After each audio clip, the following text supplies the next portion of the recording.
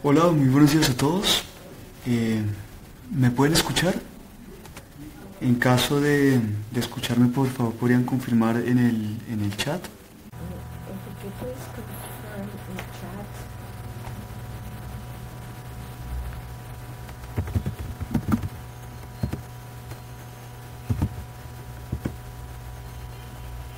Well, first, I want to thank everyone for your participation in today's webinar. My name is Sebastian Rodriguez from the Environment, and I will be monitoring this webinar.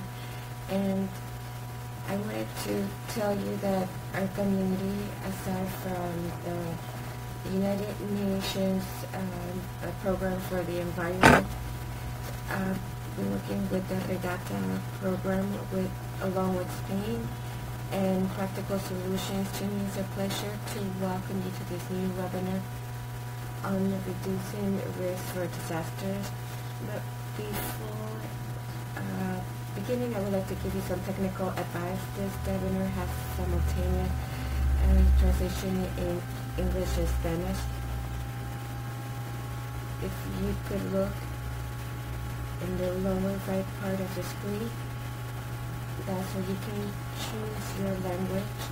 And if you have any problems with the audio or video, I ask you to please make click from the question mark on the lower left, or try to refresh your screen.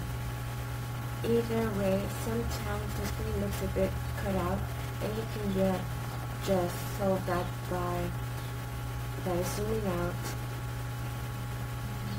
and using the 3 points on the screen on the top left. And now,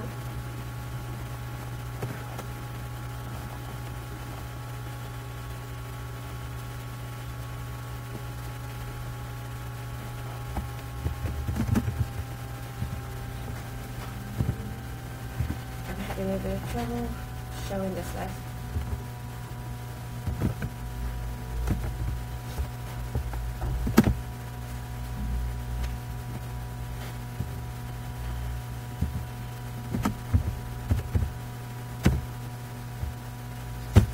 To begin, I want to welcome Lili Sava, who will be our first presenter. She has a doctorate in science and climate change from the University in Venice, Italy, and she has a broad experience with risk reduction as a result of climate change, and she has qualitative and quantitative information on climate change and incidents taking place in nature, and she works in Latin America, Europe, and Latin America. She has practical solutions in the regional Latin America office for climate change. She leads the research group for Peru in the multi-nation program against floods, and she currently works as a social consultant in research for solutions based on nature. So, without further ado, I welcome Lili so that she can provide an introduction and talk to us a bit more about it. Good morning. Hello. If you could please confirm if you hear me well.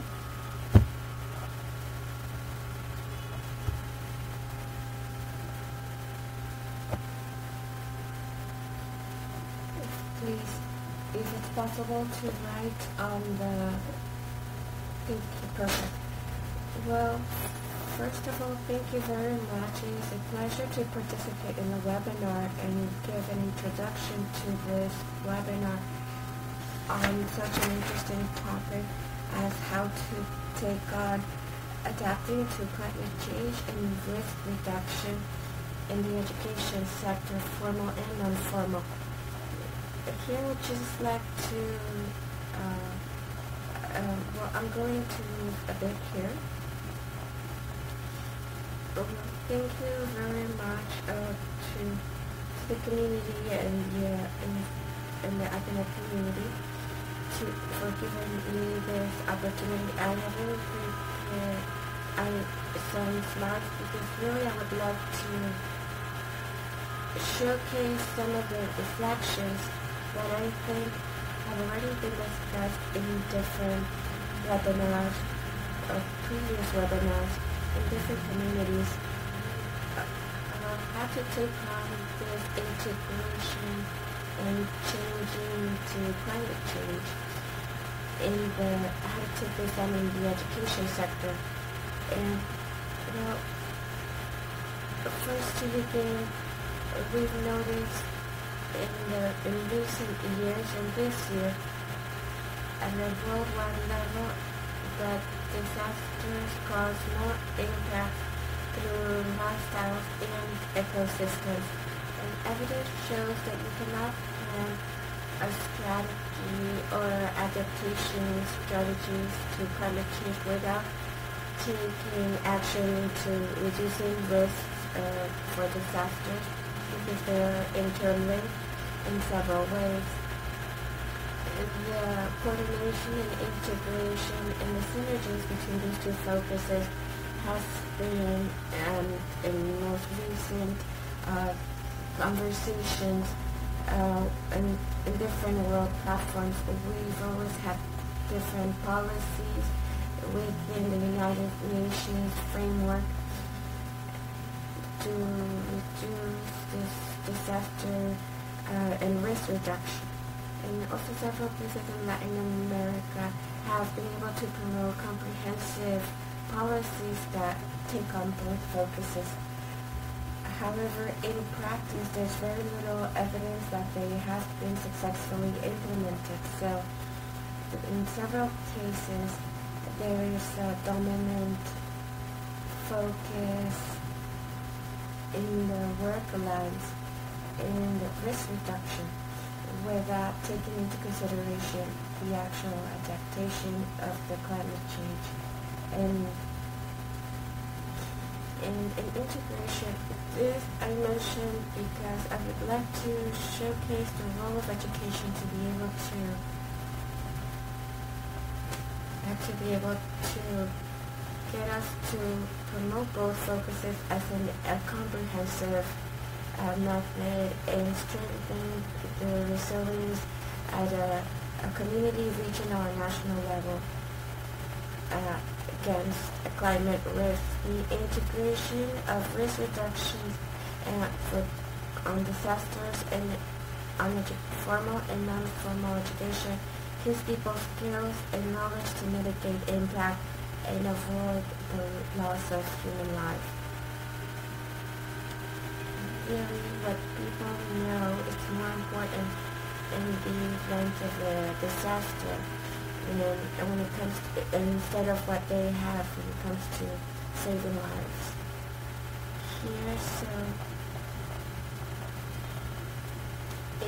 Here, education can strengthen people's resilience and the community's resilience, and the policies and plans should take on these topics for education and learning. And formal education and non-formal education both are important and have different objectives and focuses. And not just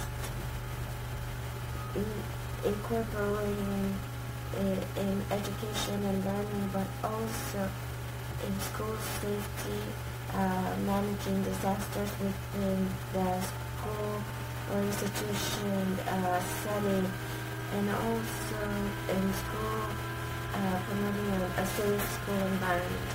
And here you can see the question of how you can contribute in decision making or public education, public officials' responsibility.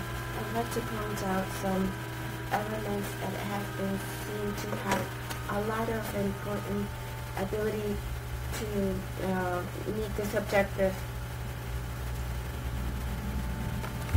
Another thing is the promoters of education and public policies showcase policies in education in their country, so they also have to have the knowledge about what's important to take on for an education plan, and what would be the important focus points in this methodology to be able to transfer them to policies and strategies.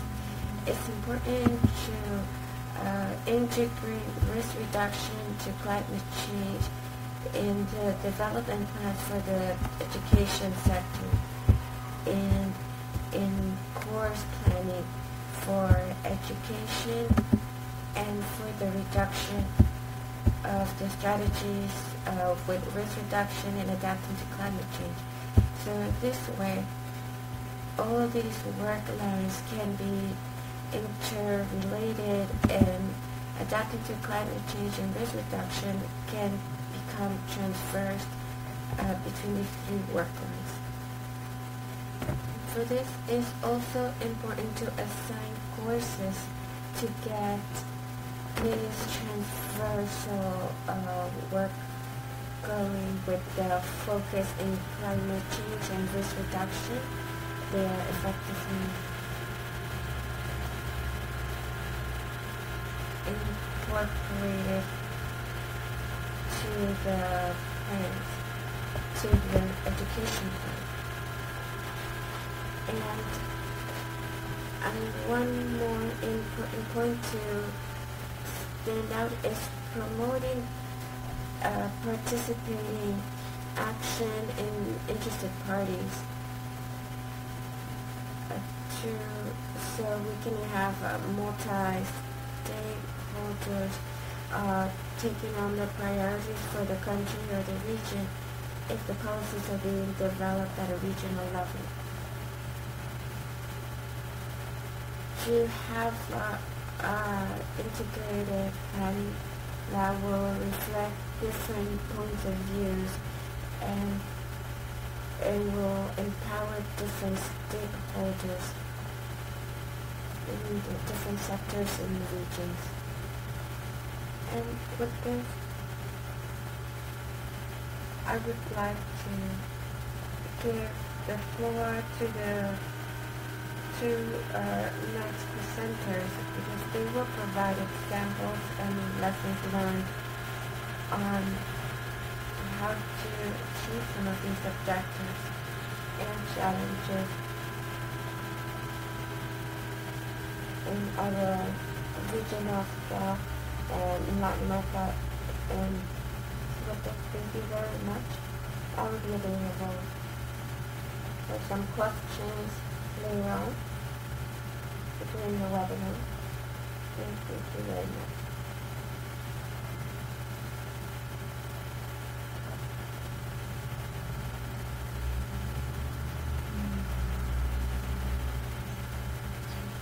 Thank you, Lily, for that very important introduction to the topic.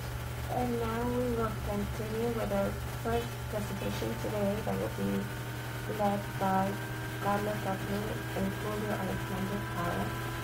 And Parra is a geographer and educator for the Northern University. He is a Christian environmental expert worried of the environment and a conscious participation of people, especially children and adolescents.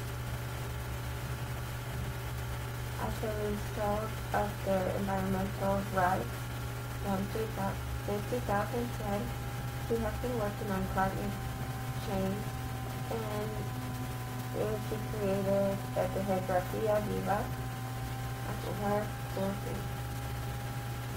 And we also have Julio Alexander Parra, who graduated from the University of the Andes in Venezuela, and he's currently working with his doctorate in Libertadores University, participates in institutions that work with Geografía Viva, and he works at a regional level, community level, and he works with the state as well, the national government. So without further ado, Sorry, I think the presentation in this case is Clara Alisa. So, I'll give you Clara's introduction then.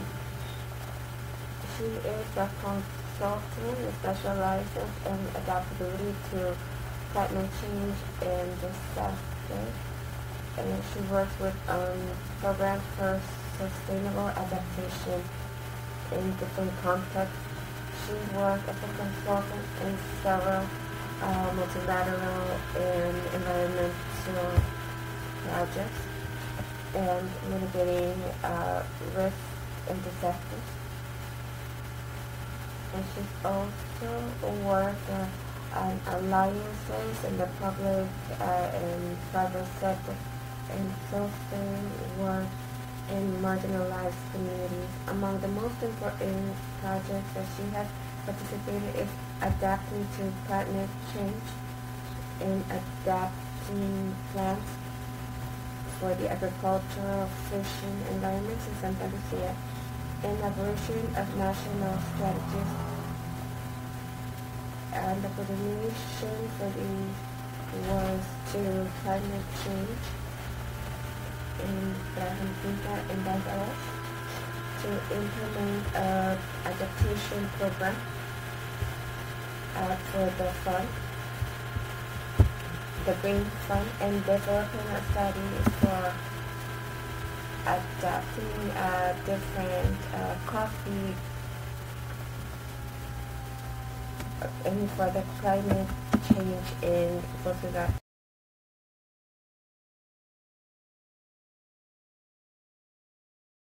De las acciones para el clima, acciones de adaptación, acciones de mitigación y acciones también de reducción de riesgos climáticos. And I would like to start asking you a question about to see if you know that at a world level 40% of adults have not heard of climate change yet. And to think about what the situation is like in your country, and to think about which one of you, if the countries have the abilities and the capabilities, the technical capabilities, human capabilities, and the resources to adapt or not. We are thinking on this even at developed, advanced countries, and it's something that needs to be taken into consideration. And so I will talk a bit more about what the UNCC program is and how it started. If we don't have the knowledge and cannot transfer the knowledge of the risks and threats, there's very little that can be done in order to adapt individually and collectively. To be able to transfer this information, we need to invest in education and training.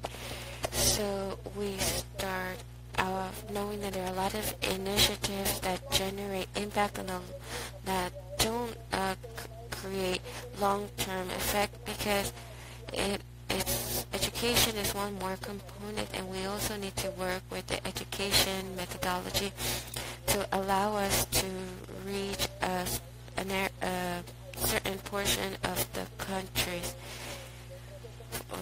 through a multiplying effect, working through these systems, and we can transferring education needed to adapt and for a large part of the population. And also we know that there are successful initiatives with education and adapting to climate change, but perhaps don't attract enough funding. So the program. And so the UNCC Learn program was launched as an alliance of 36 multilateral organizations and involving 16 countries to contribute to meeting Article 6 of the UNFCCC and Article 12 that belonging to the Paris Agreement, and for climate empowerment, the transferring of education to populations and with education on climate change and climate action, and also support national and regional strategies, education strategies on climate change. Here, I can't fully see the screen here. And as I was telling you, the program was launched in 2011, and the program started with a pilot stage and has already moved on from a pilot stage that was very successful, and now it's moved on to a second stage.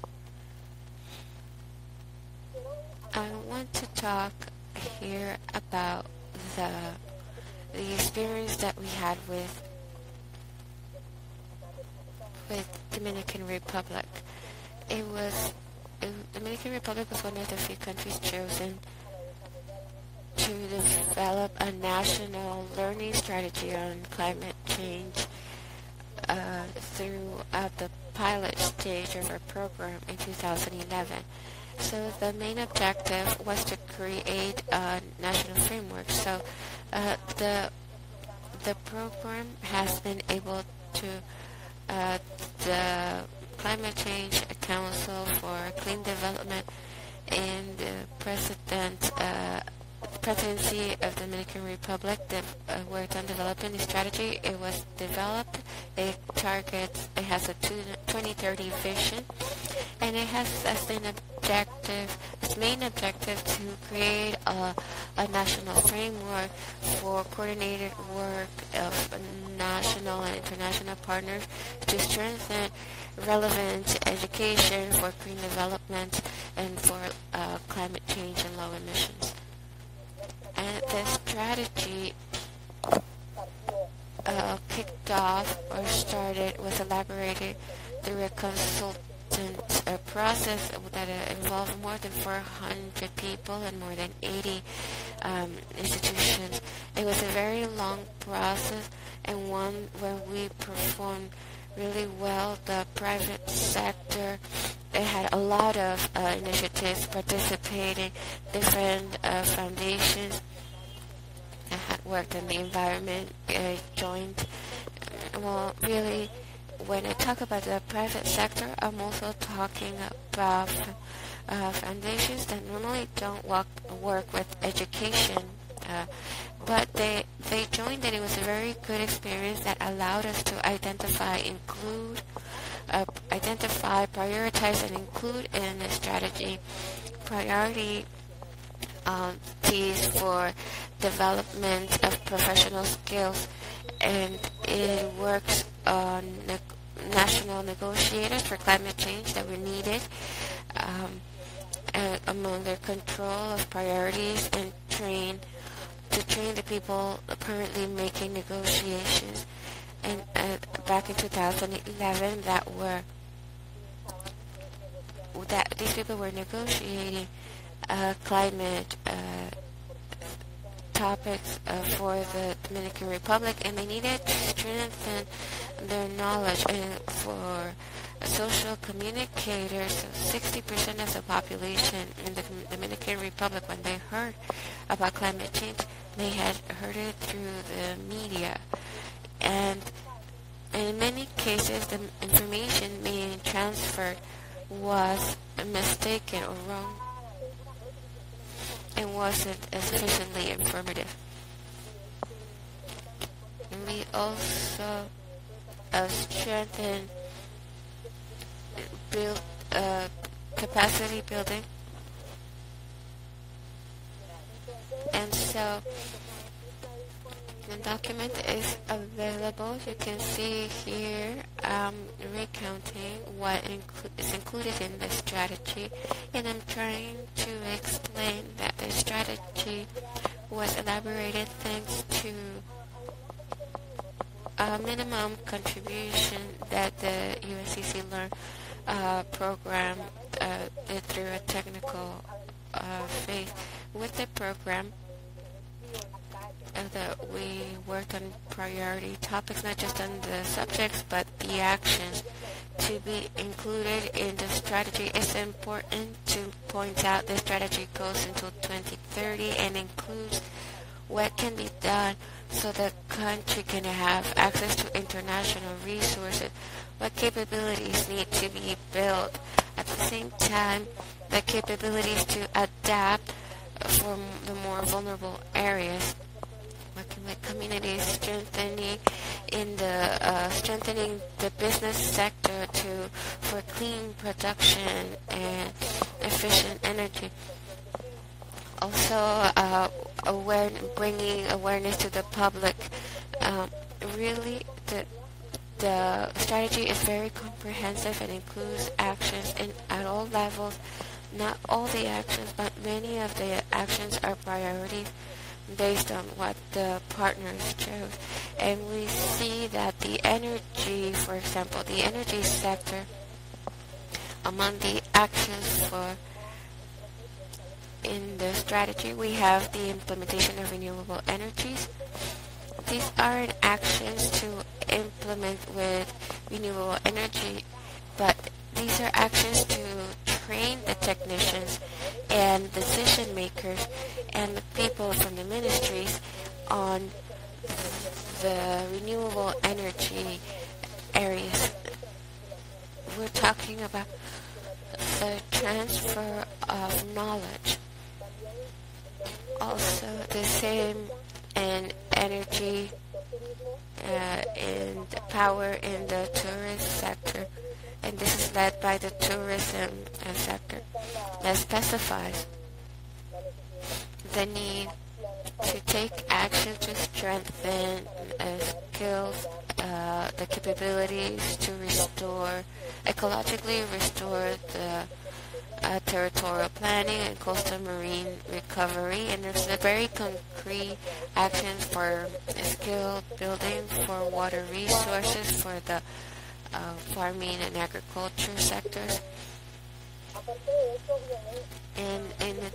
and livestock sectors. And from this, also what Lily was mentioning earlier, the actions to strengthen the education and training system to make climate change learning easier. So there are several areas, several specific actions in this strategy. Once again, I point out that for several levels of the formal and non-formal education system, you can see it in detail in this slide and also in the strategy itself. For example, the actions included, the included actions. Among those actions, we have the training of teachers in adapting to risk management and climate change, the integration of climate change in the curriculum content in early education, and also designing a didactic materials for climate change. And we have given actions include researching symptoms and actions in the taking place in the classroom linked to climate change, strengthening environmental education, and training facilitators for community work and community services, and within a program that the Dominican Republic has. We also have a national plan led at a higher education level, and we have programs at a non-formal education, and also actions at a working with social communicators at this level. So what has happened is that the strategy was launched, and we started implementing it. Among here, many activities have been developed so far. The program, the UNCC Learn program, provided some initial funds for the implementation and execution of some of the priority actions included in the strategy. And we can see, for example, that in 2013, and they trained and brought awareness to 40 social communicators and that have developed materials in the coast, educational material on managing water resources. Each of the actions, priority actions included in the strategy, has been implemented in one way or another.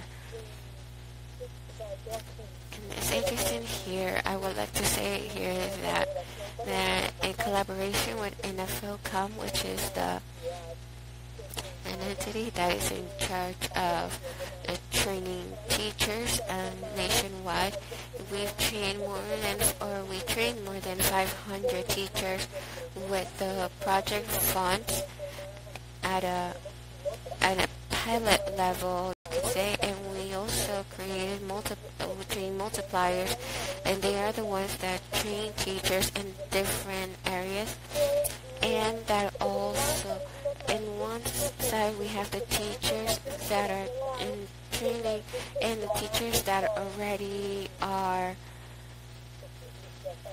already developing or in the process of developing their work. So we granted them certifications and given them in Santo Domingo and other regions through these multipliers. And it was really good for the project that once we started seeing the results of the first 500 teachers that received training after seeing the multipliers doing their work, the Dominican Republic government added a budget of $1 million to train more teachers. That's to specifically invest in this area and improving this strategy. From 2000 to 2016, we already had 3,000 teachers trained in climate change and reduction of risks, and at the moment there are several more. It sounds like 3,000 and it's a large amount, and they're doing exceptional work, but we need to remember that in the Dominican Republic we have more than 100,000 teachers, that even the project results are very promising. There's a lot to be done still, and there's a program existing to train 120 university multipliers and to raise awareness to around 400 informal education students. There is work with the children, with the community, with the private sector, everyone. This investment has been very small. I think CC Learn assigned $40,000 to initiative this pilot project program, and it turned out to be very successful. And like I mentioned, an example of this is the assigning of $1 million through the central government. But there have been several other states that have inspired us a lot. The people, for example, in the training journeys for community leaders, in the rooms and the regions where we have developed these activities are, they're not big enough. People want to receive training. People want to participate.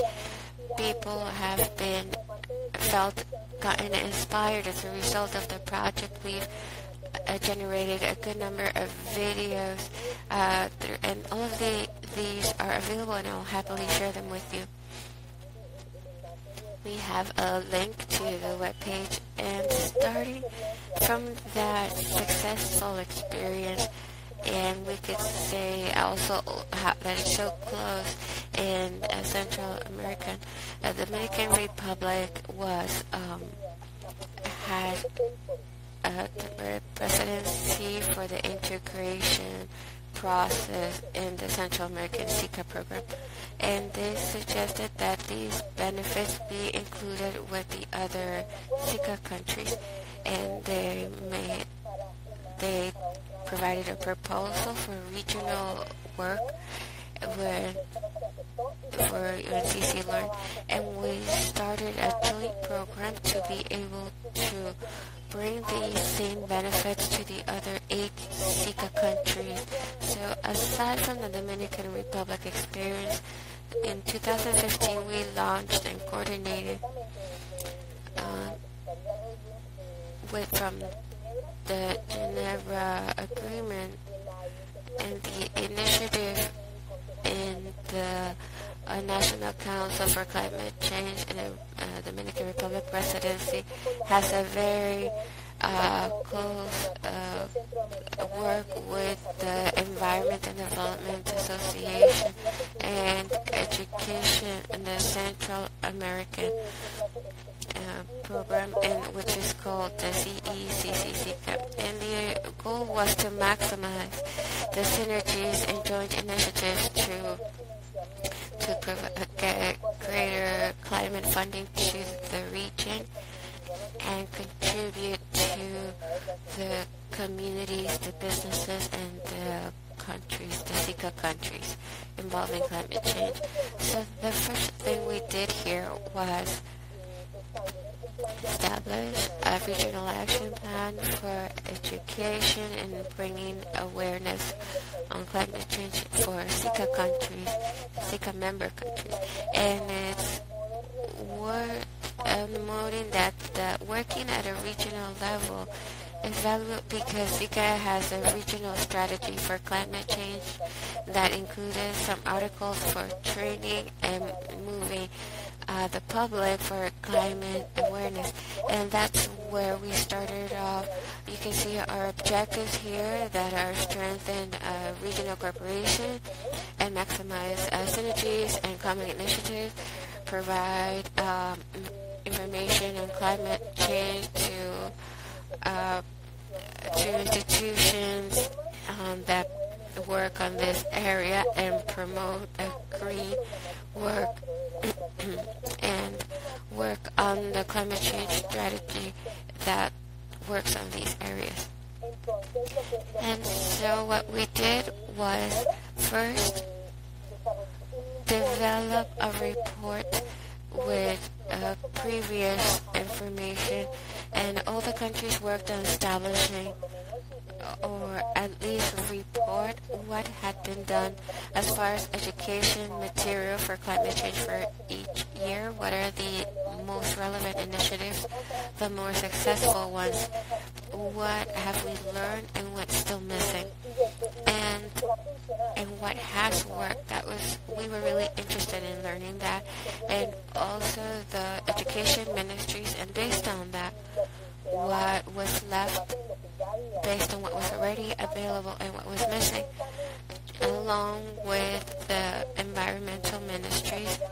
We developed with the ministry representatives working with the environment. We created a regional action plan with the environmental representatives because the regional strategies on climate change, it's a strategy that was launched by the CCADA, and that joins the environmental ministries at national levels. And since 2017, we joined the education ministries because it was very clear that the environment ministries, they can have wonderful ideas, but they can advance a lot in environmental education, but when it comes to incorporating new programs or working directly in schools with formal education elements, we need the education ministries to become integrated.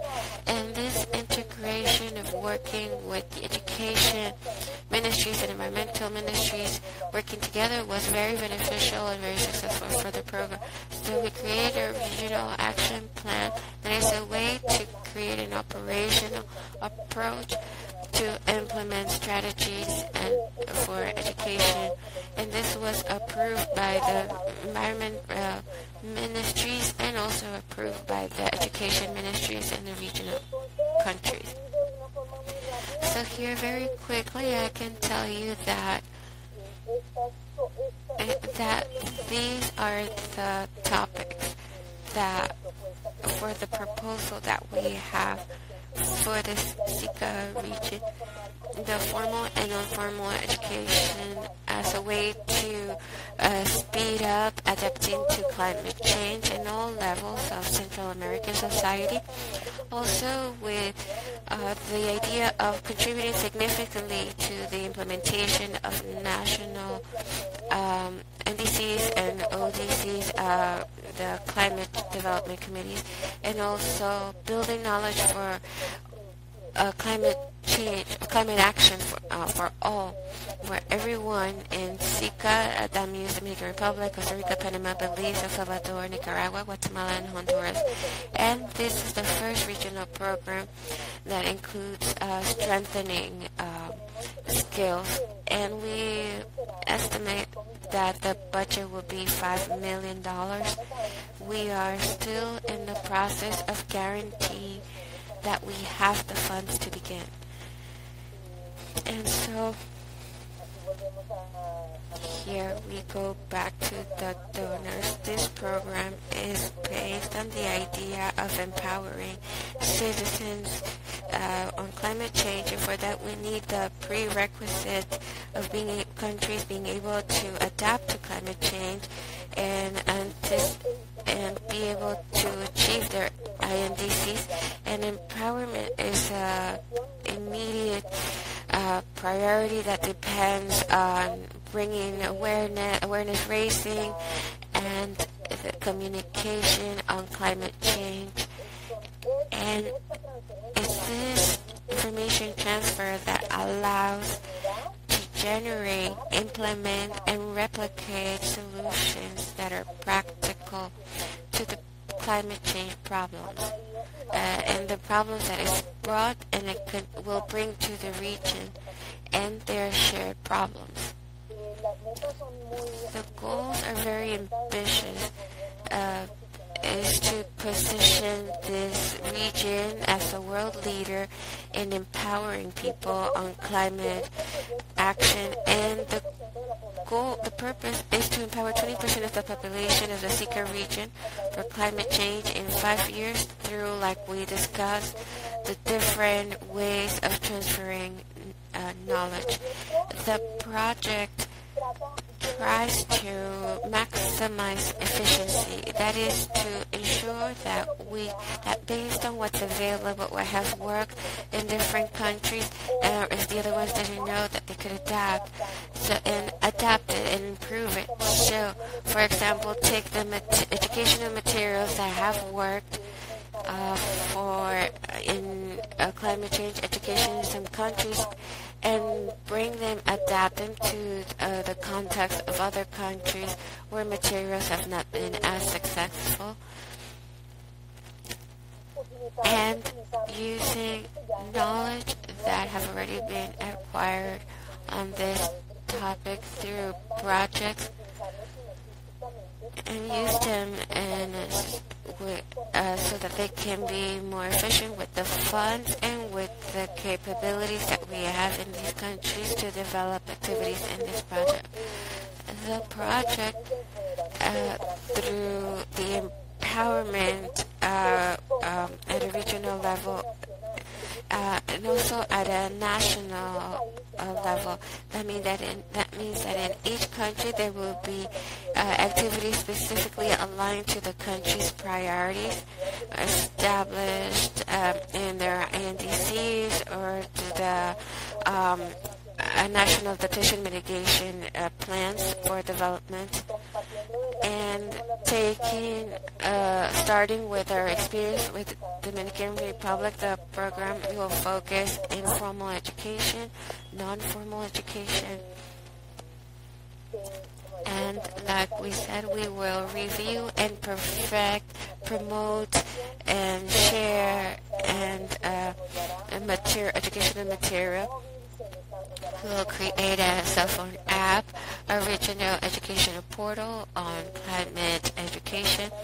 As far as non-formal education, we will establish a training program for community leaders that have a vocation and convening power. We will create networks, communication network. We will give journalist certification on these topics, and we will also sort of refresh the ideas and knowledge, and we will go more in depth and on all these different levels.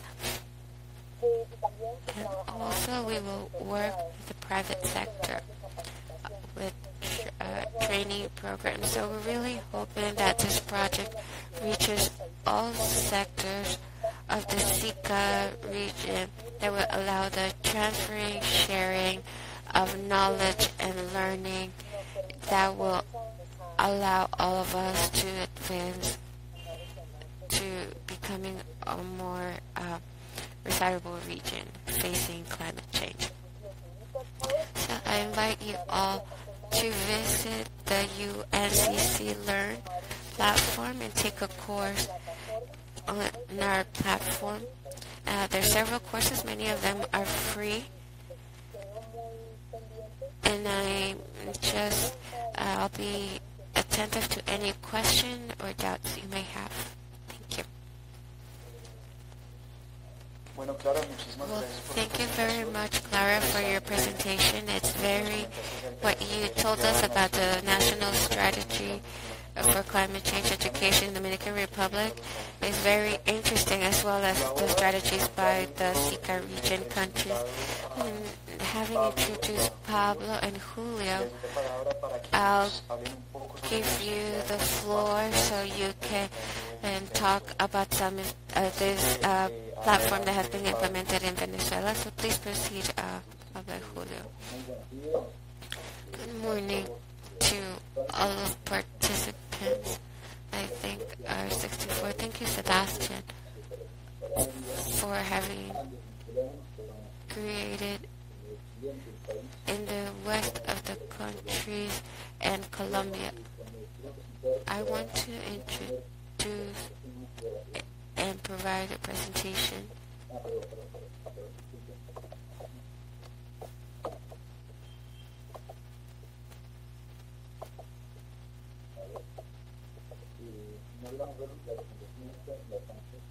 I don't know if you get to see this presentation.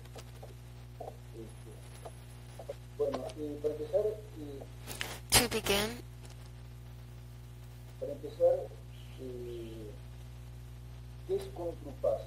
what is contrapass?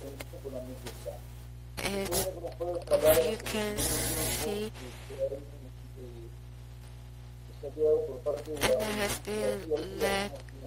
We are an association, we are an NGO, even though this word is difficult to understand. So we are an organization, and is also a radio program, and we have the password because we have several people participate. And Contrapass has the objective so that people have awareness and mobilize to adopt preventive attitudes towards risks related to climate change. If we start, this is a woman sharing with her neighbor a map of risk, and we can see at a corner here, as in a rural area, where we have a situation that happened in 2017, and there was a strong break in the basin. So we need to note that in Venezuela, very local areas where everyone the integration of our country is very complicated, and this type of local action becomes very important when there's problems for the national government to meet their objectives. So the national practice and for the Dominican Republic and the Secret region, we, on the other hand, are very small schemes because we're not working with an adequate national program.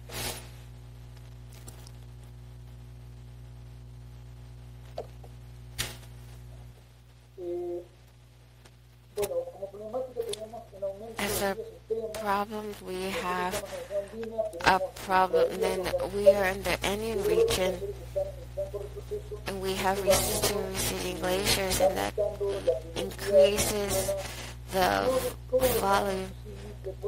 And very frequently, we have a map here that shows our intervention area. In the high areas where we have been, where these problems that we mentioned before of the defrosting, and it has hit with more strength, and we've taken empowerment measures that we will talk about.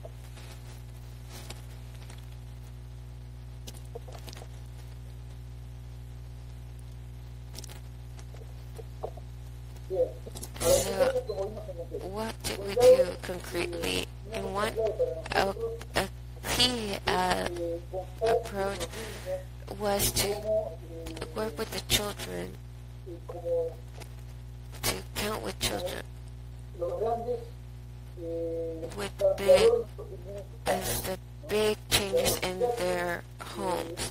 Big change makers, so the children instigate in the behavior and action of their parents. We have led to radio shows to inform, to create behavior patterns. People are very uninformed on climate change, very uninformed on risks, and very simple explanations like that was bad luck or that's the way it is. But we wanted to create behavior patterns that were like, I have no no fault for this. We are also going to talk of the strategies. We promote an early warning system at a local level, and also we have promoting signage, for example, that so for community participation, and this sign expresses an entire management emergency plan in this case, the Mucuchacha area. It displays the indigenous origin, so this involves a closer approach to the people, and done in a very participatory approach. I will give the floor to my friend Julio, who will proceed, and we can also explain a bit more on what's been done and continue with the presentation. Hello. In our experience in the communities, we have put into practice the awareness warning systems that are guided to be low cost, easy set up, and includes the elements for popular communities of all alarm systems that allow us a few minutes of warning for a risk, and then communities that promoting a team and the coordinators in that area through achieve a warning and allow the system of phone calls, text messages through cell phones based on the circumstances the community is in. So we can have a moment of, they can have a moment of warning so they can evacuate the high-risk areas. In case the event takes place, they are prepared to survive until the specialized organisms arrive. And all this community assemblies, meetings, boards, and the children, young adults, adolescents participation to participate with their teachers to be leaders in their community or guides in their community. Here we have a graph that shows the early warning system. It's an artisanal one that attempts through a simple system of locating some cables with electricity. When the water reaches a risk level, it sends a signal to the population through whistles, and text messages can warn the communities nearby that there's water coming down, and that it's increasing the volume of the river, and they can have a constructive approach. And this has relied on technical support from university professionals from the Los Andes universities that guide and train the communities in the setup of the system and the managing their risk management plans, and so that they could work with their communities. There's we leave you some links that allow you to see videos of 15 minutes, and another one is 10 minutes, on the community experiences in the Andino sector and the Incon community that is working with the mediation areas. This is a presentation. We're very grateful to you, and we are at your service to continue collaborating. Thank you. Okay, great, perfect. Thank you very much, Pablo and Julio, for this presentation and tell us about the Country Path project in Venezuela. Now, there are some questions from the public which I've taken note on. We will start with some of these.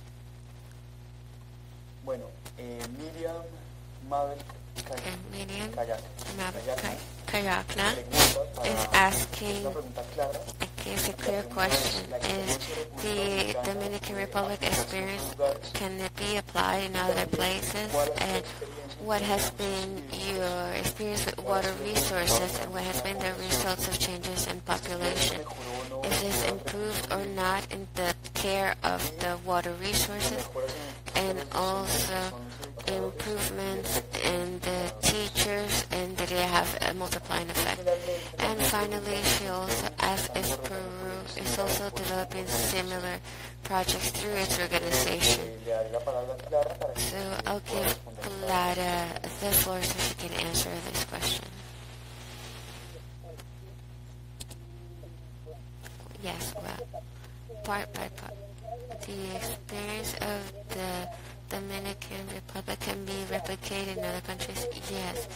That is one of the main areas that UNCC Learn works on. For us, the work is promoting the government in the formulation of these national strategies, learning strategies on climate change to follow the national priorities. the Dominican Republic experience is one of the experiences that was raised to a national level because it generated interest in the other region governments in the Sika region, and we were transitioning from a national experience to a regional experience. But UNCC learned through the pilot stage of the program, developed 5 national strategies for learning strategies. In no cases, we supported the government in the launching or the funding for some initial actions that were contemplated within these strategies. Is we have just very recently we had an assessment and it was very positive. The multiplying effect is very visible. The changes in the behaviors of people is very visible. And each of the components, for example, in working with social communicators and journalists is huge. All of this can be replicated, obviously, because of what was told at the beginning, that in some way, the problem, the way I see it after having worked on this for a while, is that the education programs are understood as a development programs that are very difficult to get funding for climate change programs, so they should be part of the national education plans.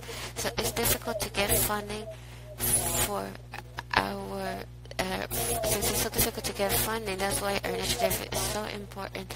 But these foundations are difficult to more difficult than the adapting initiatives or mitigation approaches can be replicated for the long term. And as far as water resources, I know that they've done several activities. I just want to remind you that this strategy was launched, I think 2 years ago, tops, and it runs into 2030. That means that all of these activities are developed from now to 2030, but still we have already started generating funding for at least some of them, and it's involving the water resource areas as well. And they've generated, for example, manuals for water resource management in school, and has generated also manuals for areas. When we think of the Dominican Republic, we think of an island in the coastal areas that are vulnerable to the climate change effect, but it's a very big island that and has communities that may sound weird, but they're communities and populations that have never visited the coast. So for them, the information on the coast is important, but it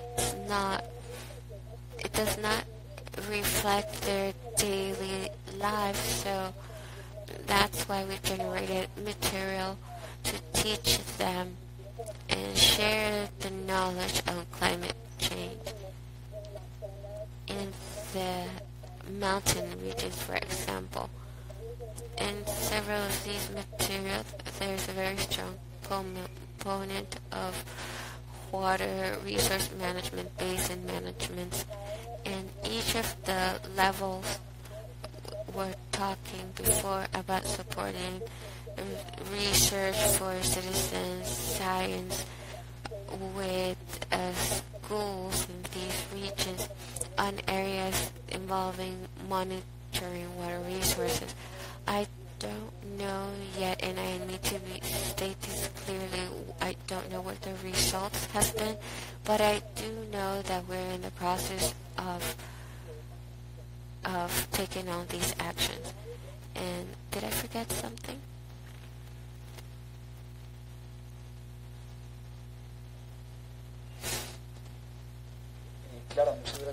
Thank you very much, Clara, for your answer. I think you answered all of them. Here, there's a question from Carlos Burguera. It's also for Clara. And the question is, how do the NGOs can participate with these projects in Latin America? Also, I wanted to ask that when we answer the questions that we could please be a bit brief, because we are running out of time with our webinar and we have some and we have other questions from the audience. So Clara, there is space for everyone to work in these proposals. Like I said at the beginning, UNCC Learn has unlimited resources that started with some pilot programs in the countries that have requested support. So we start our work with the government at a government level, but understanding the processes as participatory processes in all institutions interested and that want to support. So the most important thing is first find out if the government or country you're working in has a national strategy for learning about climate change. How do we link, and if they do have it, how do you join the NGO work and the work of other institutions and other individuals in civil society to that strategy, using the channels that provided by the strategy. If there is no strategy, we have to find out how we can support the formulation, the elaboration of one. These strategies have room for everyone.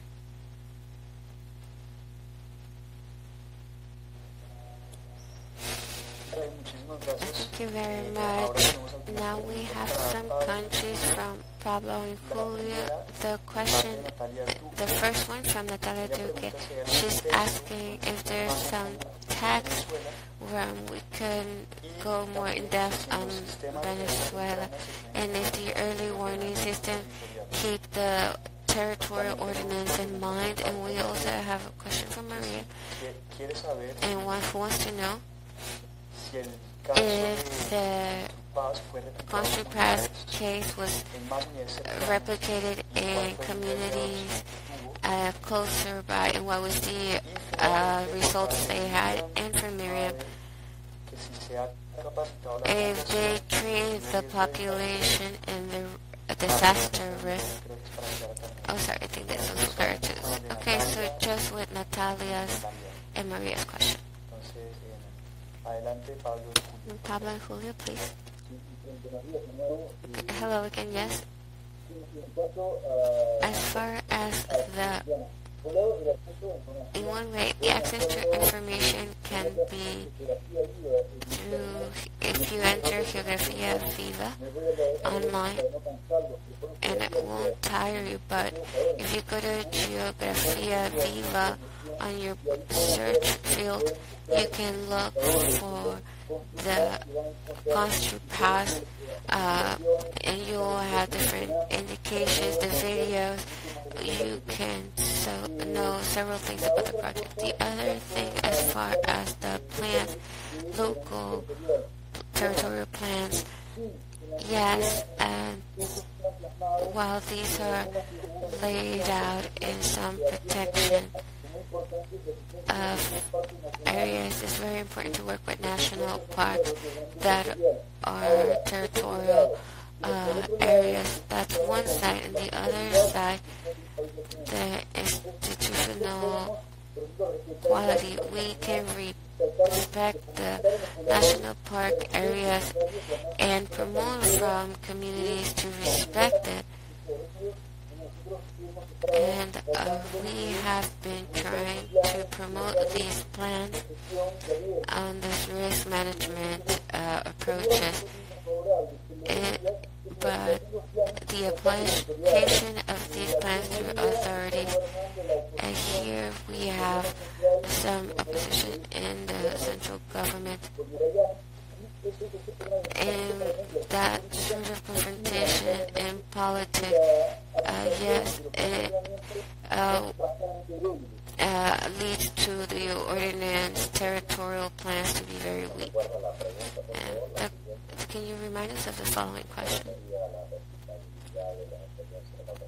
The experience in other communities. As far as the replica, yes, without a doubt, right now we are have some communicating and sharing with people different experiences, early awareness, early warning programs, and look at these type of early warning systems. And this medication, I'm sure, will be available online soon. Not yet. We still need to meet the parameters of the research agreement. But we have a proposal. You can look at our blogspot blog. But there are other systems. And right now we're seeing that they have greater resistance capability and time, and we've had very favorable results, and that they've allowed people to have time, and also in the nationwide people have suffered from consequences, and we are currently working with another Venezuelan experience through Construpaz, where we've early warning systems, and we want to simplify our systems so they can be even easier to replicate. Right now, if you enter our blog, you saw our scheme earlier, you'll see how our system works. It is replicable, and it does work, but if you have a country that is fairly stable, and like we mentioned earlier, we could have other experiences to take on this national approach. We have positive experiences at the national level. We have 5 that will be able to be known, and it should soon be available online, and we'll share it through this mechanism. Just complement that the online share for this material, there's material promoted by the organization, by researchers in the universities, and what has been done in communities, education, school plans for involving risk, as we were mentioning, and that's available. Gracias, Pablo y Julio. Thank you, Pablo and Julio. The only thing is the medium asks, where can we see the proposal for early warning systems? We couldn't hear very well. If you go to put Construpaz, like you write down CONSTRU for the science area, there should be a publication of ours where it talks about the methodological part, and you can see how our early warning system works. Also, you can also, our blog spot, Geografia Viva on Google, and there's also a publication. Once again, Construpaz, 2 dots, and it's a science proposal. And you can enter through 2019. We are having a webpage that shows how our warning systems work. We can also sign up we could go to here via gmail.com, and we will happily share any information if you were to have any problem finding the information.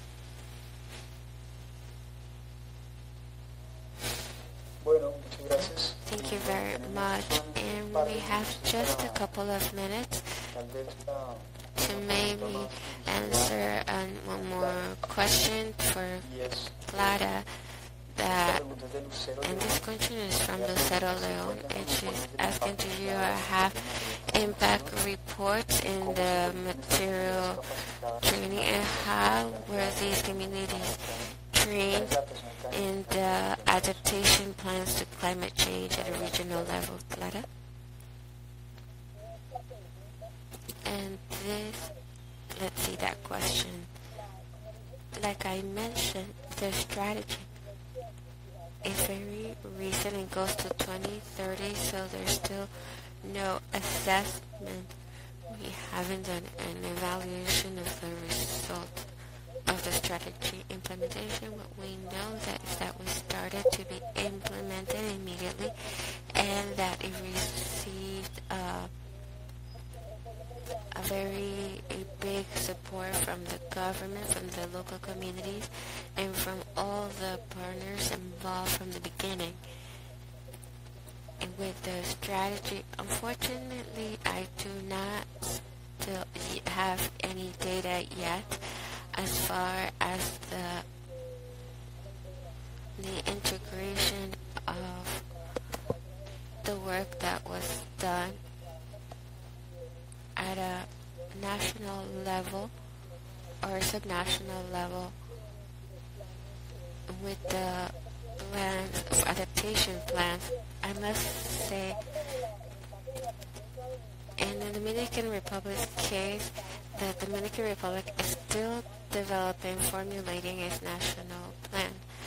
And so, and I have not been directly involved in this, but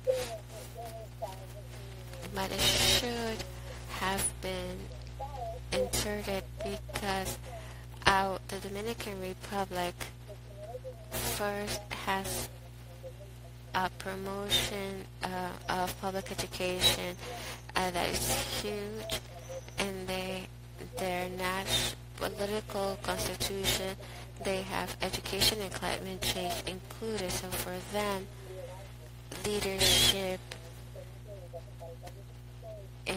when it comes to climate change, it's a priority and it's very important. I imagine that, and I could almost say that I am convinced that this topic will enter the national NIP. Now, at a regional level of the Sika region, we're just starting a lot, and we want to start harmonizing the materials. We are not trying to work at a politic level. We are working on the operational side because the policies are already in place. For example, almost all countries, if not all countries, have the climate change in their curriculums.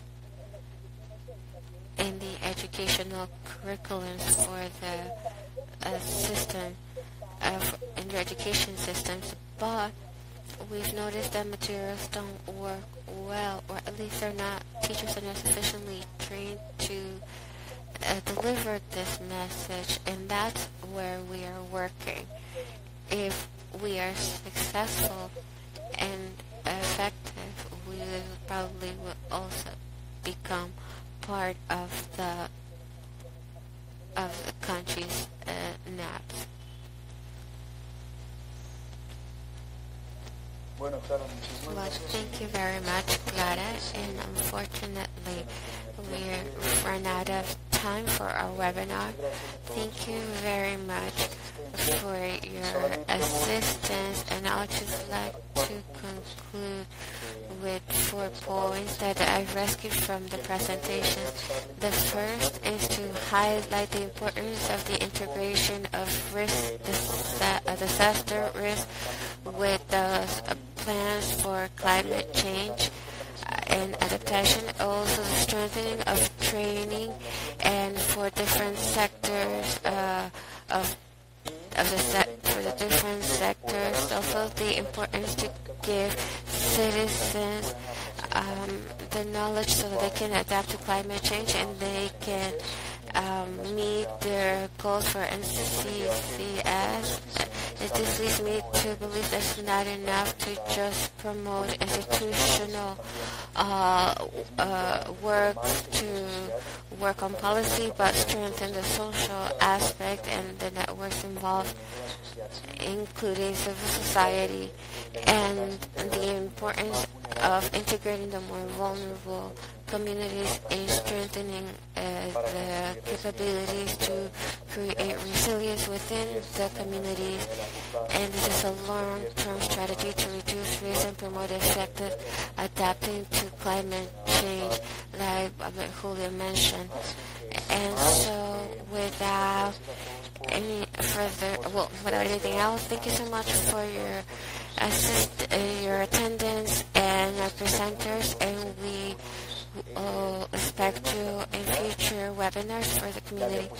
The slides will be shared with all our participants as well as the emails of the presenters in case you want to contact them directly if there are any questions that you weren't able to solve. So thank you very much, all of you, and I hope you have a good day.